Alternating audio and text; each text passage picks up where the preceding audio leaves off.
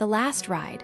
15,000 miles in a half-century-old Volkswagen Beetle. For years, a 1972 Volkswagen Beetle wasn't just a car. It was the car. A daily driver in a world of modern conveniences. It survived on roads it wasn't designed for, in a market that long ago moved past its simple mechanics. This is the story of over 15,000 miles spent behind the wheel of a vehicle built when many drivers' parents were children. The reluctant classic, the Beetle, was never a garage queen, polished and displayed. It was used relentlessly. Friends and family constantly pointed out its shortcomings, breakdowns, outdated features, and a general lack of refinement compared to anything newer. Yet, it persisted. This isn't about nostalgia, it's about the reality of owning a classic as a primary vehicle. It highlights a growing trend. People actively seeking out older cars, not as investments, but as functional transportation. The sixth form crucible, the car's true test, came during the daily grind of school. Surrounded by modern superminis, the Beetle stood out, a rattling, wheezing anachronism. The lack of air conditioning, weak engine, and unreliable fuel pump were constant reminders of its age. One particularly hot day, a breakdown on a steep incline left passengers stranded while school buses mocked their plight. This incident encapsulates the harsh truth of classic car ownership. Dependence on luck, roadside assistance, and the goodwill of mechanics. A decade of endurance over the years, despite its quirks, the Beetle proved surprisingly durable. It logged over 15,000 miles with minimal maintenance, becoming a reliable, if temperamental, workhorse.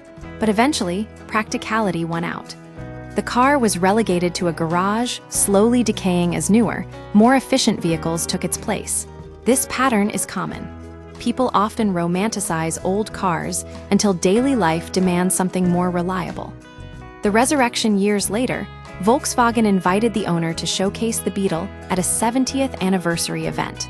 The car, long dormant, needed extensive repairs. A new steering box, shocks, seals, and even period-correct Michelin tires. The mechanic's confidence in its renewed reliability was reassuring. But the underlying question remained. Could a 50-year-old car truly compete in a modern world? Back on the road, the restored Beetle surprised everyone.